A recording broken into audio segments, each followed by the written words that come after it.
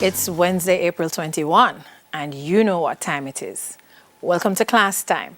Today is our final English session for this week. And what better way to end it than with a few pieces of poetry? The objective is to clearly understand and interpret what is being read. This is Reading Comprehension, and I'm Vanessa Francis. Let's begin. So, of course, we're looking at paper 1 because paper 1 is the only paper where you'll find the reading comprehension. Paper 2 is all written pieces. So our objectives today. You should be able to analyze poetry comprehension items. You should also be able to select responses to poetry comprehension questions. You should also be able to discuss responses to poetry comprehension questions. Before we start though, let's do a little run through of the different tips that you can use to help you with poetry comprehension. So here are some strategies to use. The first thing, the most obvious thing, read the piece you are given. So you have to read the poem, and it is best if you read it more than once.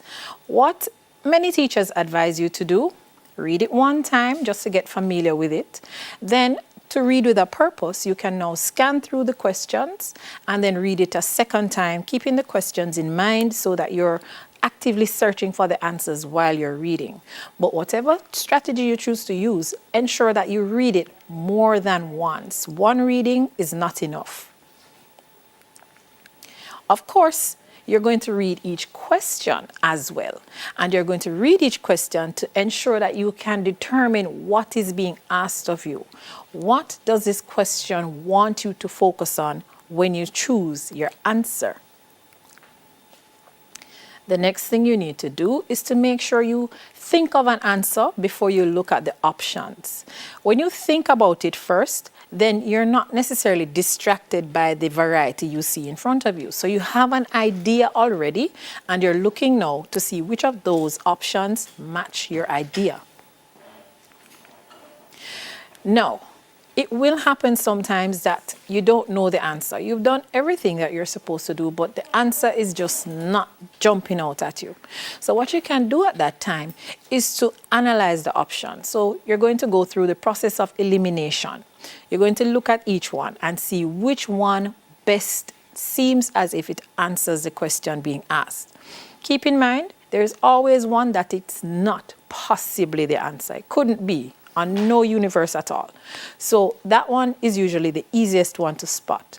The trouble comes in when you have those two responses that are so very, very close, and you have to decide this one or this one.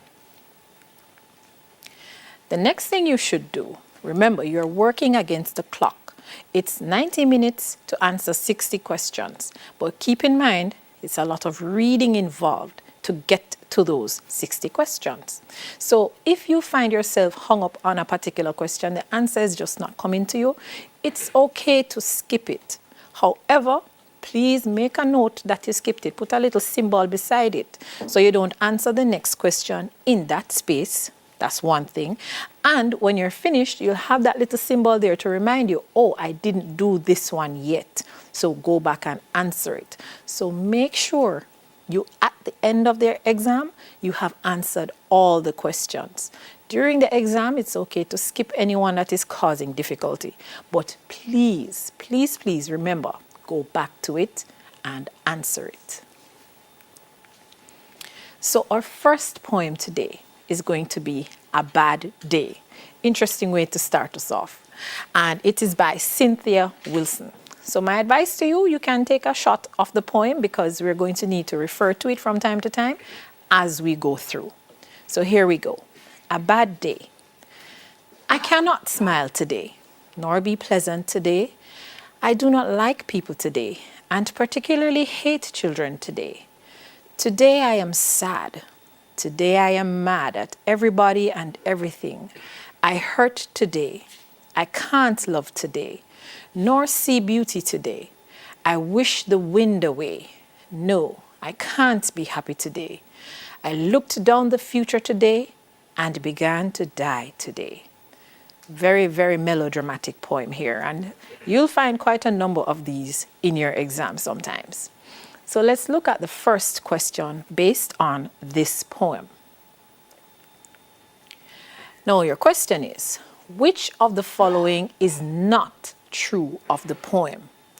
So look back at what you took, the picture you took. Which of these does not apply? Is it that she cannot smile today? Is it that she does not love children? Is it that she cannot see the beauty in anything? Or is it that she cannot be sad today? Which one is not true? Remember, she was having a bad day and she told you a lot of things that she can't do today. So which of these does not apply? By now you should have an answer, because one answer more than the others should be tickling your fancy. It should be saying, here I am, here I am. And that answer should be D. She cannot be sad today. The entire poem was about her feeling bad, feeling sad. So that's the one thing that is not true. All right, so let's look at the next question. Which of the following words best describes the poet's mood? So based on the poem, what mood did you feel was captured in it? Was it melancholic? Was it jovial? Was it reflective? Was it anxious? And I take this time to remind you, when you're doing practice work, always have your dictionary on hand, because you're going to see quite a number of words that you need to consult the dictionary to find out what they mean.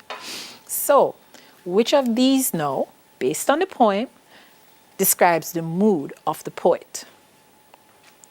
Was she jovial? Was she melancholic, reflective, or anxious? Based on the poem, your answer should be melancholic. She was very sad. She was very brooding. She was very moody in this poem. So she wasn't jovial, because jovial means happy. She might have been reflective, but she was more melancholic in this reflection, because she's thinking about the day and she's thinking of it in a very bad way, in a very sad way. And you didn't see anxiety coming out. So the only option there would be between possibly melancholic and reflective, but then you have to go with the better one, which is melancholic, because you did see that almost every single line was about her feeling bad and sad and having a rotten day. Let's move on to our next question. The word particularly in line 4, so check that, is nearest in meaning to which of these? So in line 4 it says, and particularly hate children today. So does it mean, or is closest in meaning to sincerely, truthfully, especially, or rarely? Which of those 4 words, based on how the target word is used, and particularly hate children today, which of those 4 captures the essence of particularly? We know it can't possibly be one in particular. However, I do see where you might have a little mix up with 2 of them. However, your answer should be especially. So she especially hates children today. All right, very good if you got that one right. Let's move on to the next question. Which of the following is an example of alliteration? Cannot smile today. Can't love today. Wish the wind away. Began to die today. Keep in mind, what is alliteration? The repetition of initial consonant sounds. So you're not looking for the letters necessarily, you're listening for the sound. So which of these examples gives you a sound at the beginning of a word being repeated in nearby words? Which of those? Say them out loud in your mind. Or say them out loud if you're not going to disturb anybody. So your answer now should be C, wish the wind away. we don't really count the away in it, but it does somehow help it along. But wish the wind, we have the woo sound being repeated. All right, so congrats if you got that one correct. Let's move on to the next one. The poet repeats the word today for consistency, balance, enhancement, emphasis. Why does anyone repeat anything? What is the main purpose of repetition? I'm sure you have been taught this many times. Repetition is used for emphasis. By repeating, you're bringing attention to it over and over and over again. So you're emphasizing what it is that is being repeated. So very good.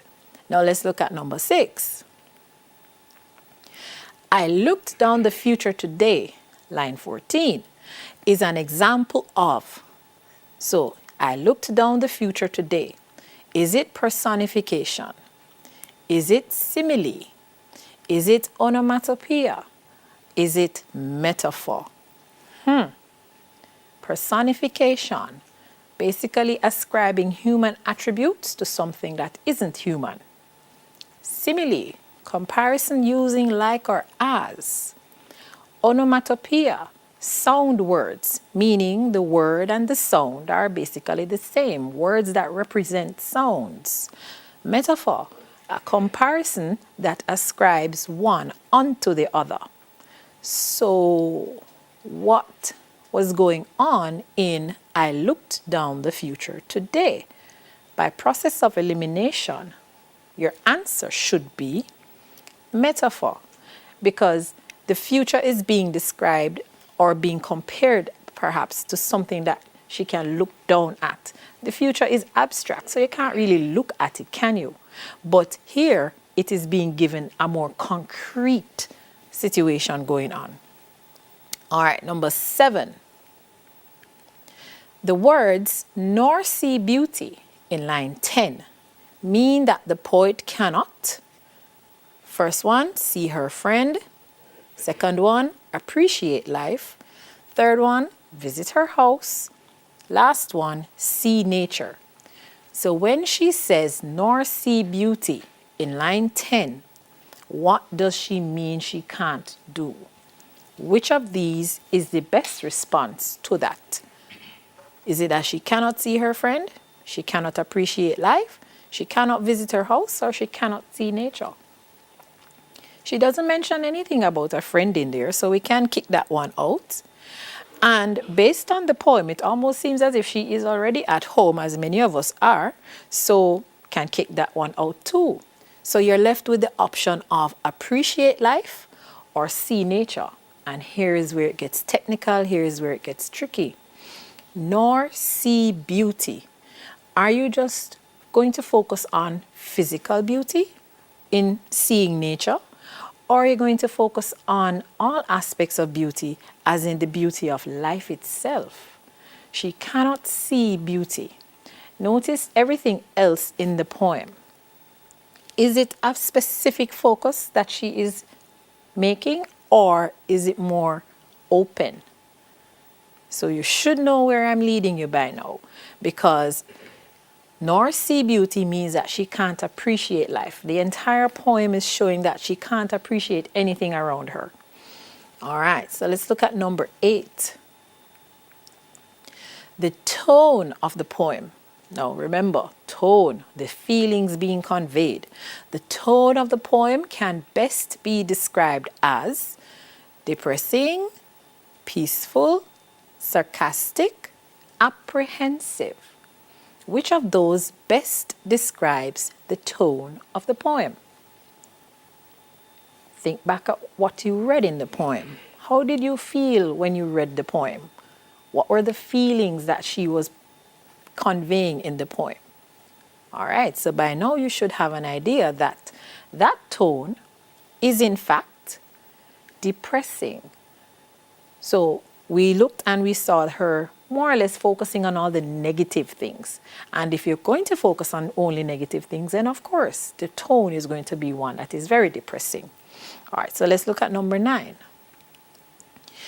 The poet began to die, line 15, probably because A. The weather was gloomy. B. Future events did not look promising. C. She could not control her anger. Or D. There were too many people around. So in the last line of the poem, when she says, well, the second to the last line of the poem, she began to die. What is she saying to you? What does she mean? So was it something as physical as the weather? Was it something as abstract as the future? Was it that she couldn't control her anger?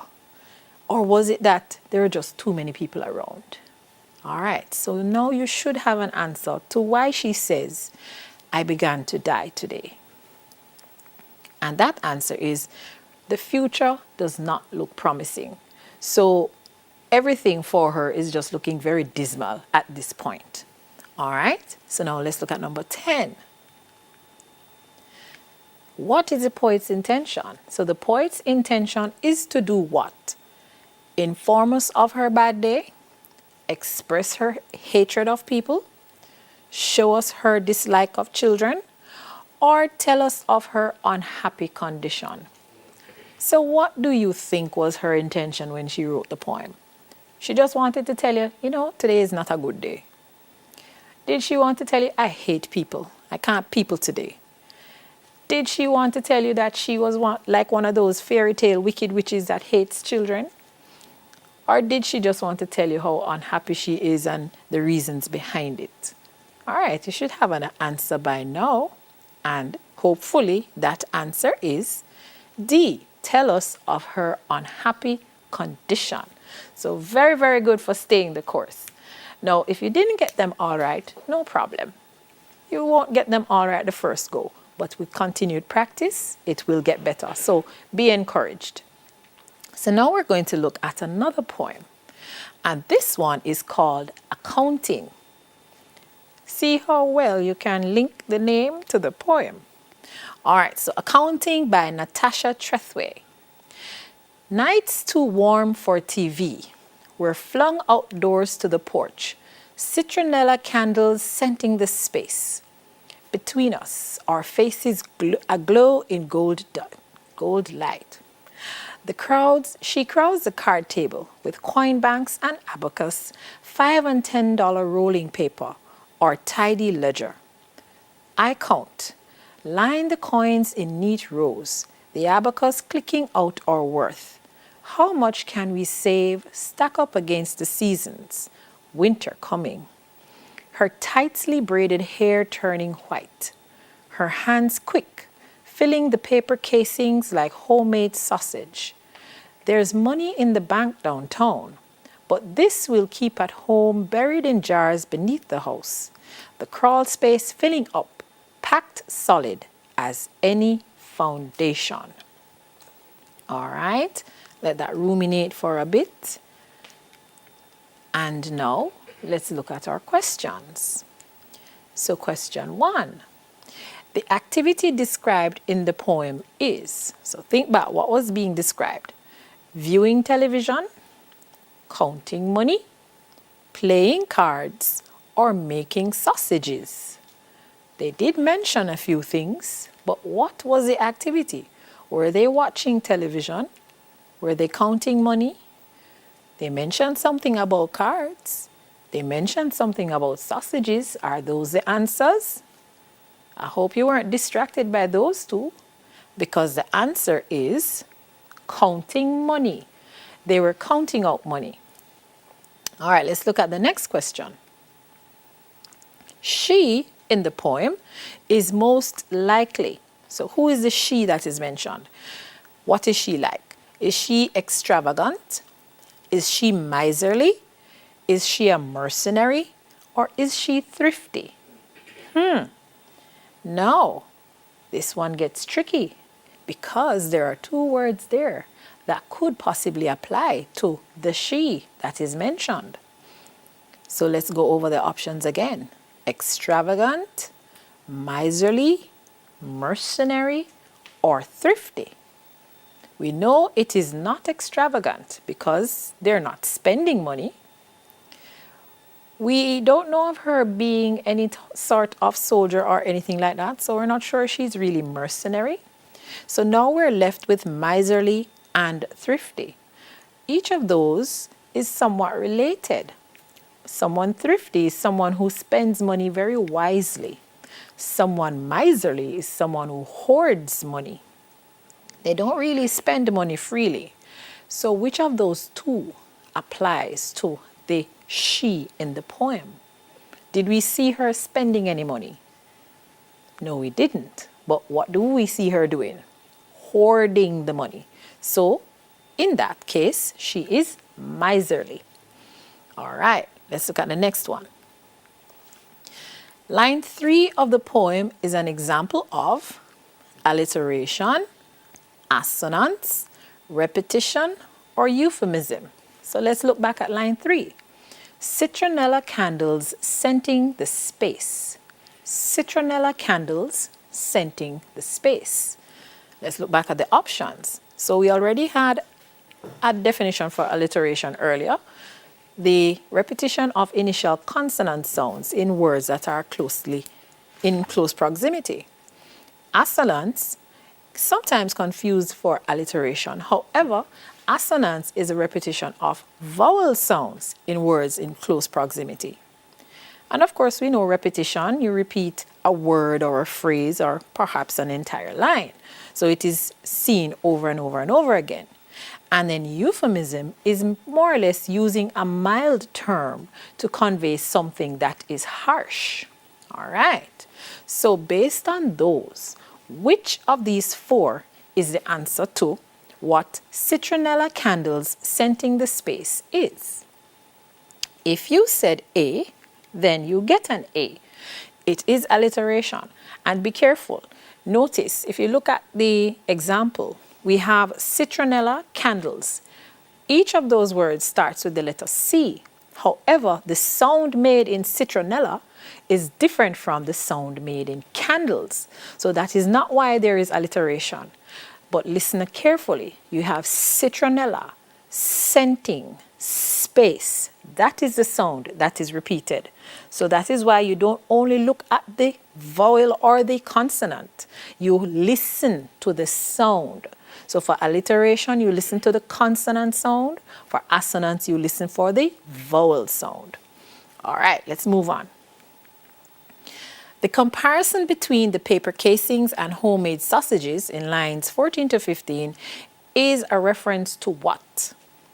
Reference to the weight, reference to the color, to the shape, or to the quantity.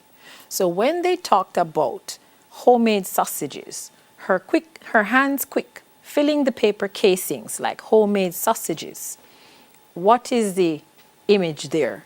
Is it a weight issue, color issue, shape issue, quantity issue? Should be very easy to figure it out. Paper casings, homemade sausages.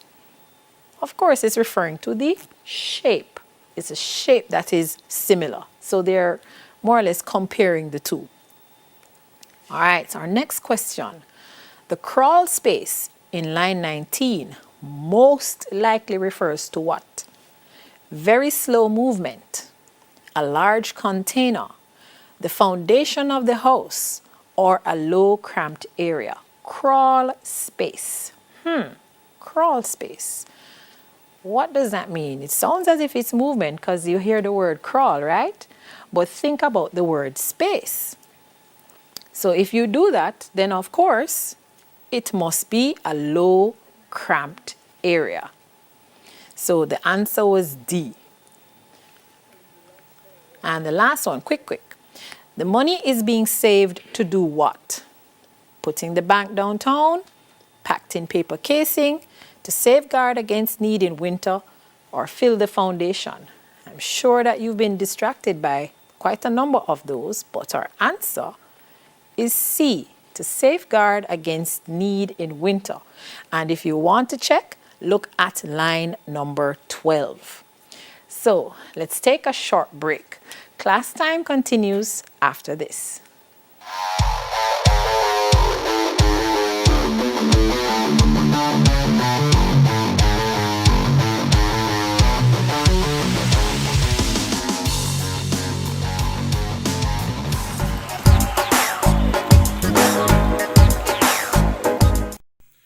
Hi there, I'm Simon Preston from TVJ. Thank you very much for watching our YouTube channel. To see our latest videos and also to see live events, click here. To see our full videos on onespotmedia.com, click here. Thank you very much for watching.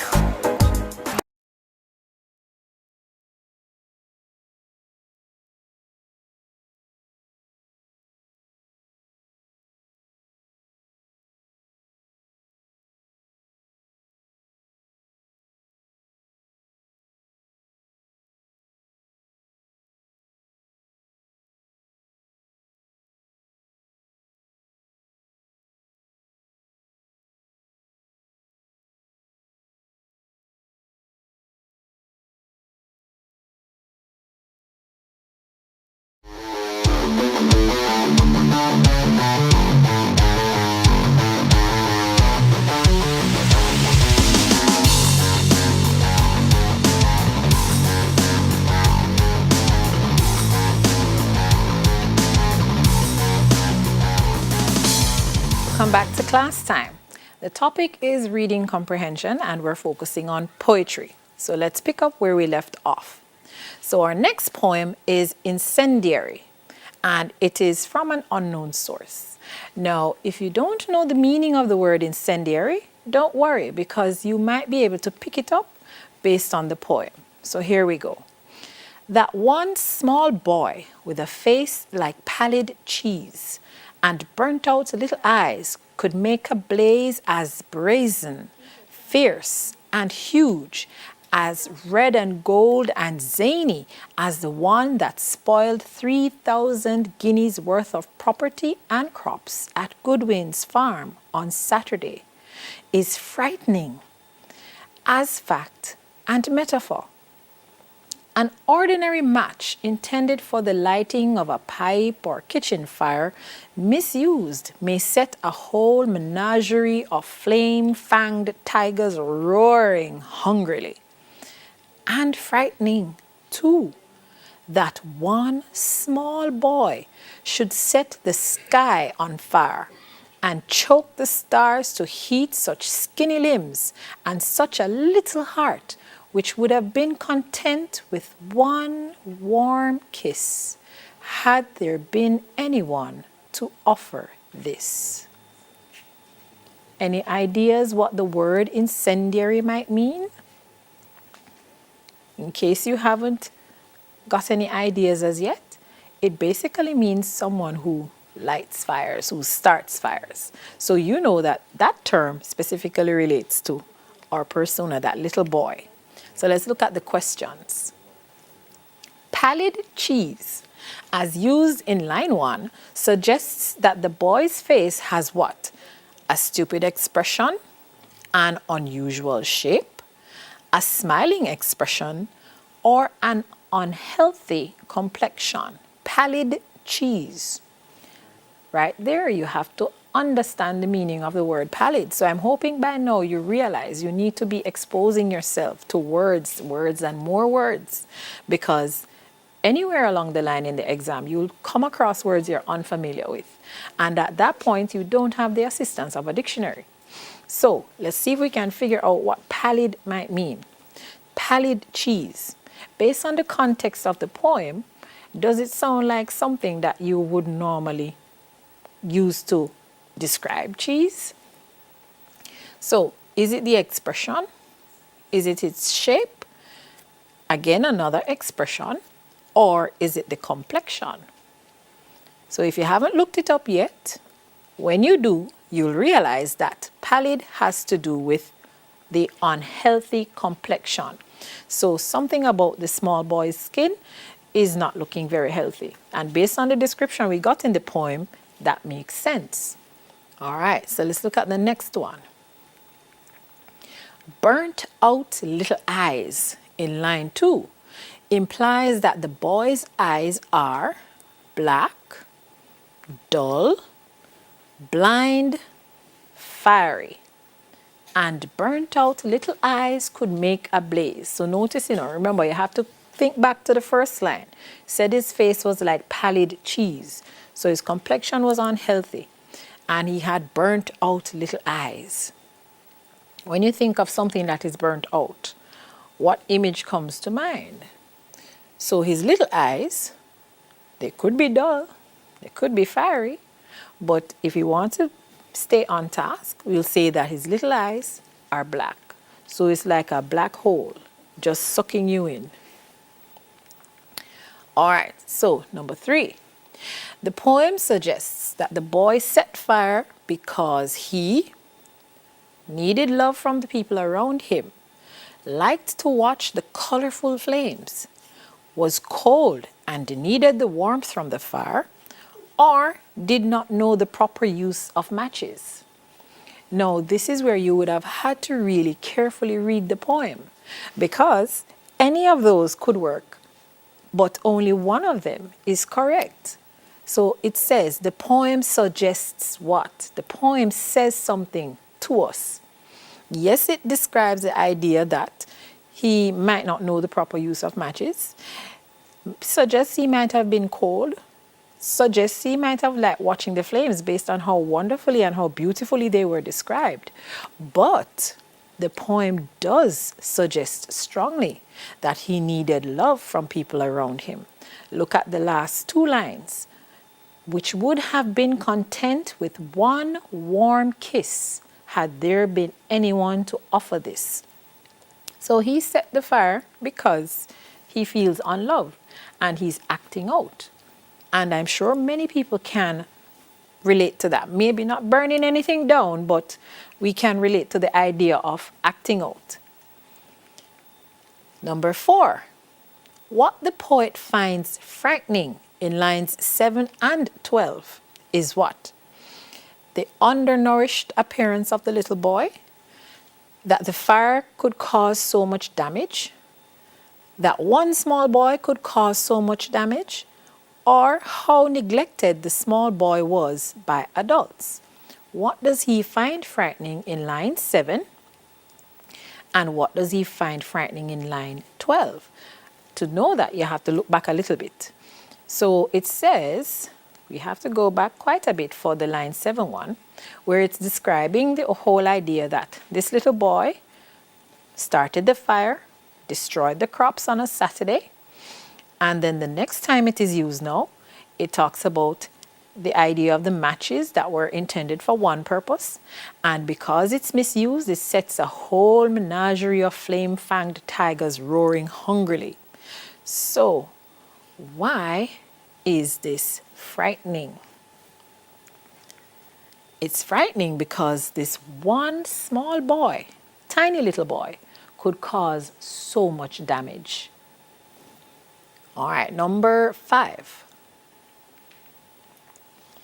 The story about the boy is mainly intended to evoke what type of feeling? So think about what we were told about the little boy. What kind of feeling did the poet want us to have? Pity for his poverty? Horror at his behavior? Disgust at his disregard for personal hygiene? Or wonder at his destructive potential? What was the poet aiming us towards?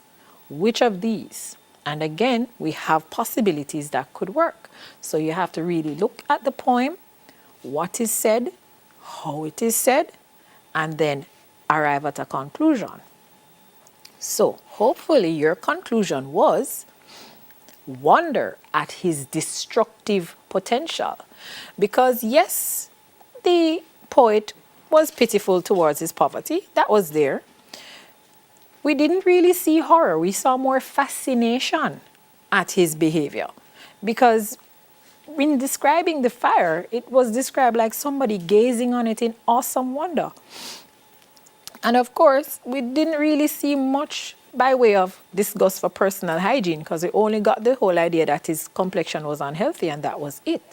But throughout the poem, this poet is harboring on the idea of how could such a tiny boy cause this much destruction. So it's a wonder at his potential for destruction. All right, so let's look at the next one. Which of the following is not a contrast found in the poem? So which of these is not a contrast? The pallid nature of the boy and the colorfulness of the flames. The anger of the farmer and the pleasurable feeling of the boy. The size of the boy and the size of the fire. The boy's physical strength and the destructiveness of the fire. So which of those is not being contrasted? Think about it. Which one did the poet not compare one to the other? All right. You know which answers already don't apply, you know. So it's just to find which ones do apply and then eliminate accordingly. So hopefully when you were finished with all of that, your answer was D. We did not get anything regarding the boy's physical strength. We got his size, yes. So we got the size of the child to the size of the fire. But nowhere in the poem was his strength or lack thereof compared to the destruction that was caused by the fire. So that is where we did not get a contrast. Everything else we could see being contrasted throughout the poem. All right, so now for our next one, which is Taste of Endless Fruit. When a single kite is left in the evening sky, I stand black against its saffron, pulling in the night covers with a single thread. I think of you. When chickens search the warmth of a hen's wings, when bats break a calm lake like scissors on a warm fabric, where a lone fisherman waits alone on the hill, I think of you.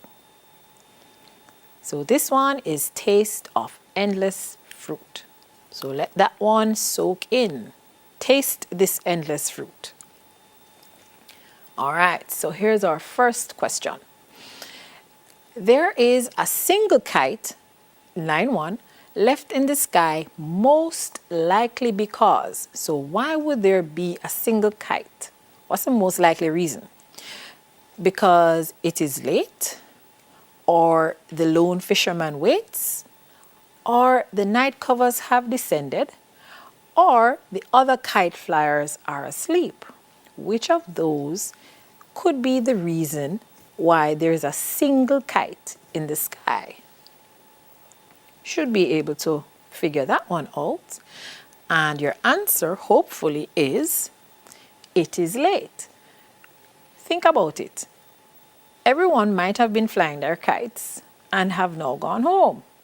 This person is still out there until there is a single kite. So you alone out there because it is basically late. Everyone has more or less gone home, left you.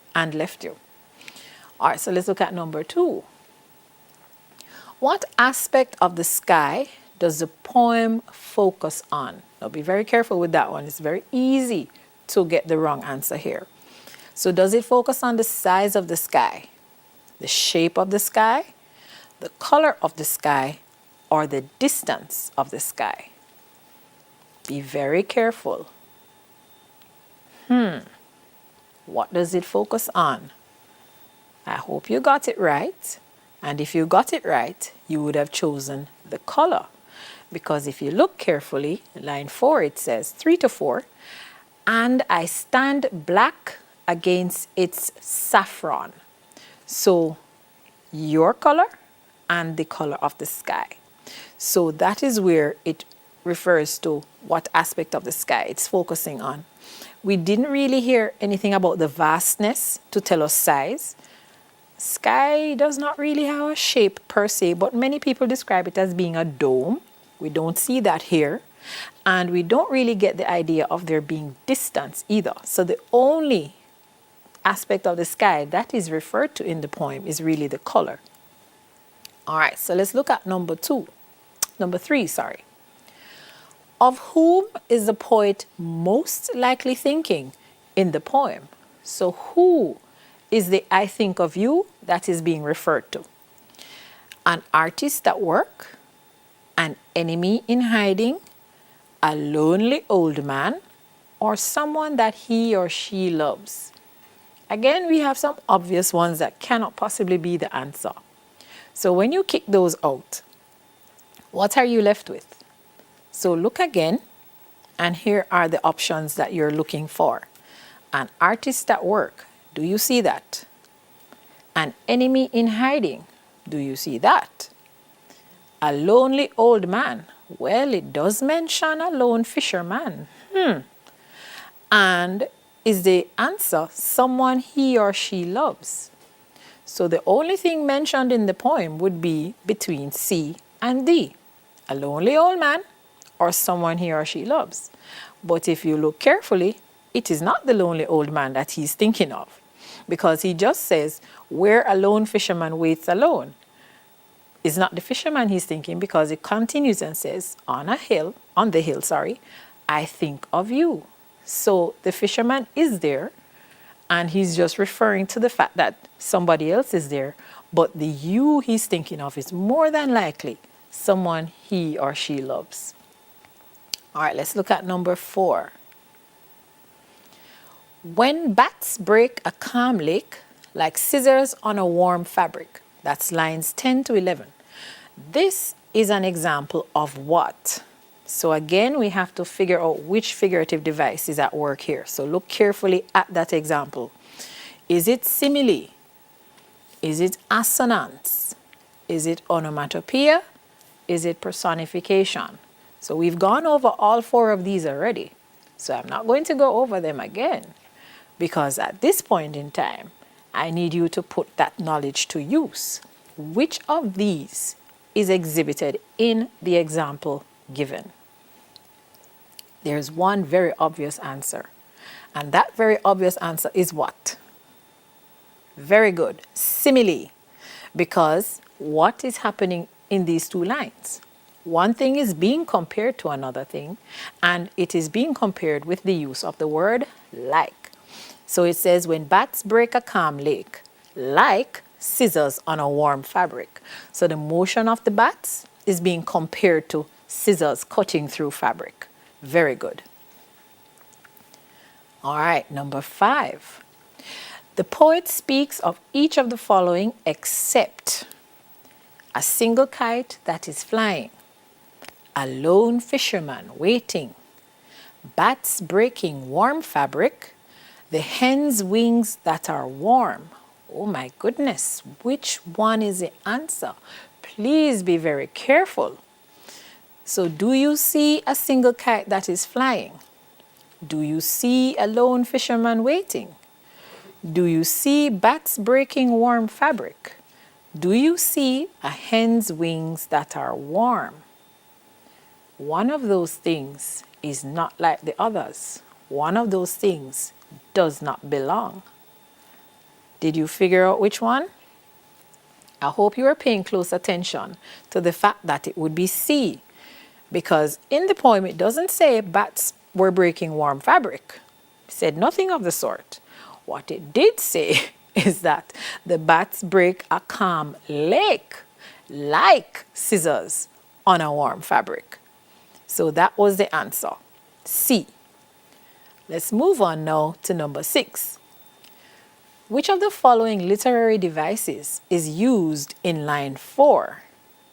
So we have contrast, metaphor, hyperbole, assonance. Let us look for line 4. Line 4 says, black against its saffron. So do we see contrast? Do we see metaphor? Do we see hyperbole? Do we see assonance? Which one is it? You should be able to figure out which one it is, because contrast is being used. Black against its saffron. Have one very dark color being compared to another color that isn't dark. So we have contrast going there. So I hope you got more of these right, and you're getting more and more right as we go along. Now, the poet's intention is to do what? Interesting. Describe nature. Describe the sunset. Tell us of the lone fisherman, or tell someone he or she is missing them. Him or her, sorry. What is the poet's intention? So when you read the poem, what came to your mind? What ideas? Should be one very obvious one, which is to tell someone that he is missing him or her. All right, now for the last question. Which word best describes the poet's tone? You notice this question comes back, so you have to be aware of these questions. Figurative device questions and tone questions. So which of those four apply? Bitter, serious, regretful, or nostalgic? And your answer should be nostalgic. So we're approaching the end of the session, but don't go anywhere. There's still more to learn after these messages.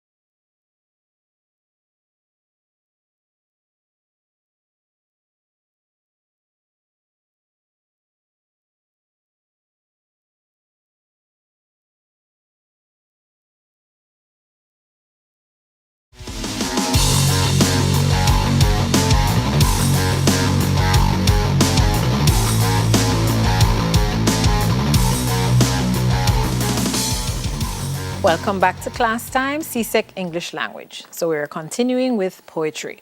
And this poem now is Beat That Light.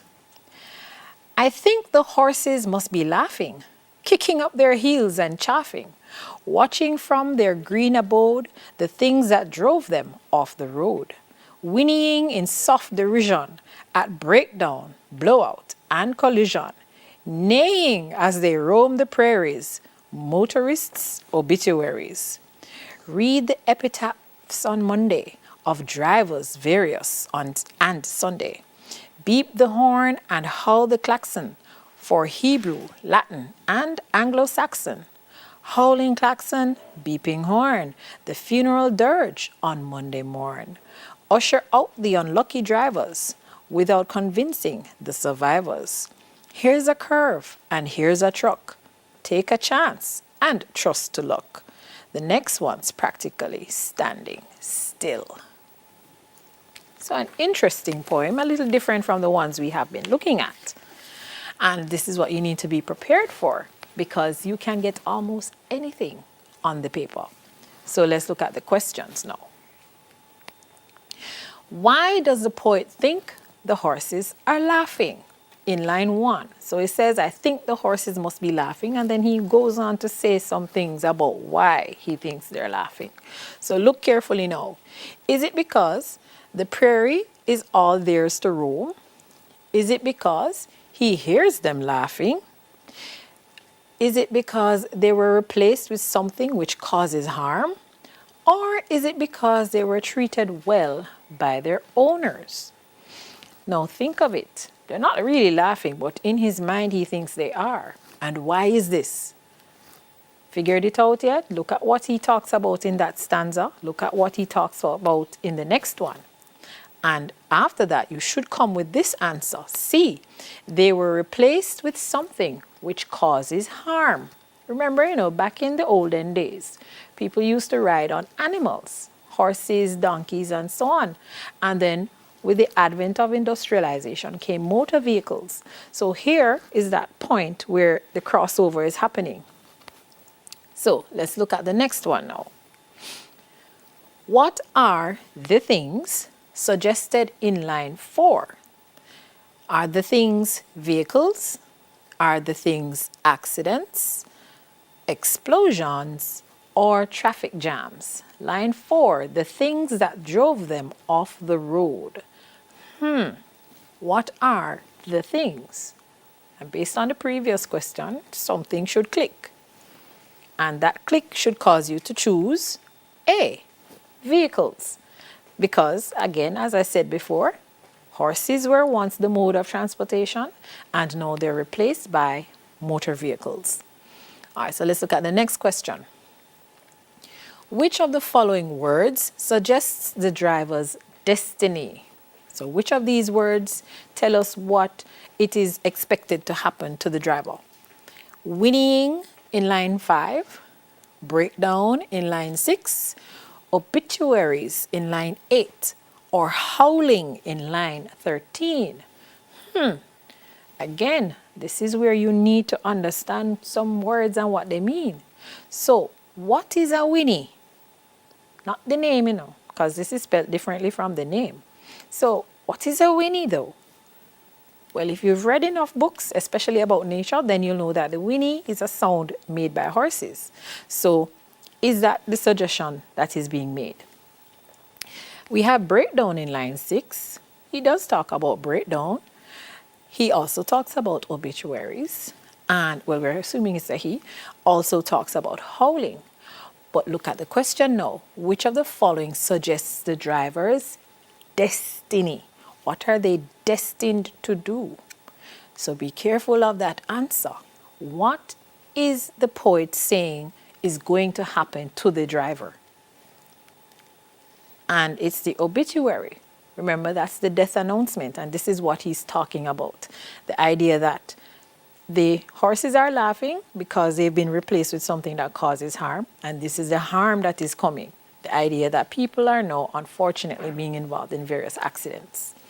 So let's look at the next question. So, according to the poet, what days seem to be the most prone to fatalities? So which days? Which one? Is it Monday? Is it Sunday?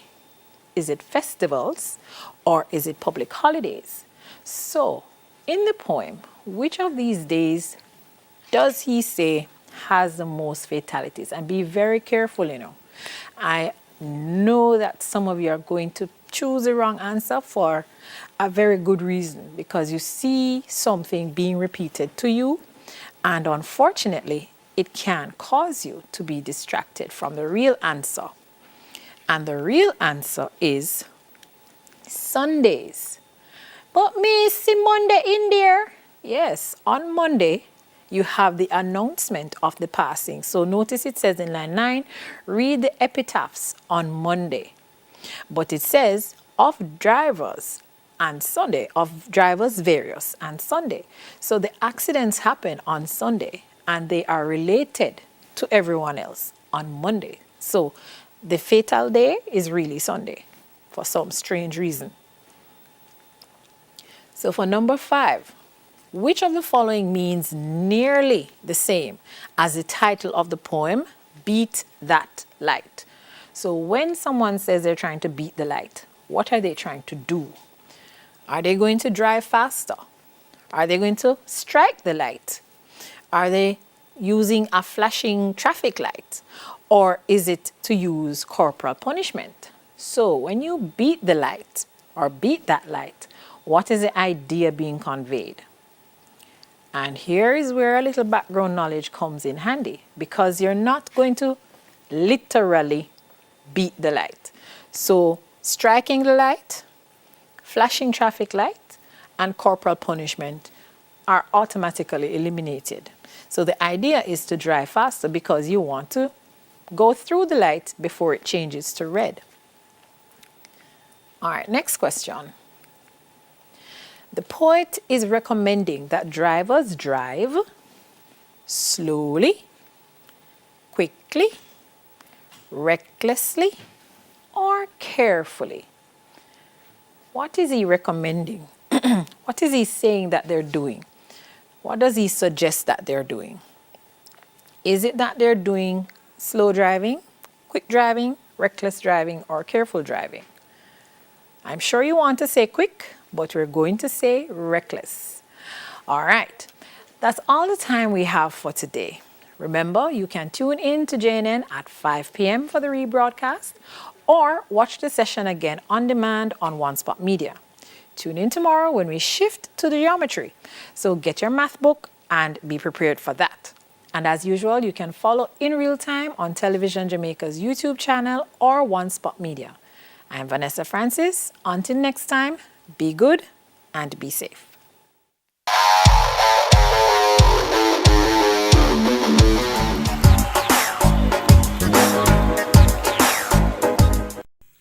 Hi there, I'm Simon Preston from TVJ. Thank you very much for watching our YouTube channel. To see our latest videos and also to see live events, click here. To see our full videos on onespotmedia.com, click here. Thank you very much for watching.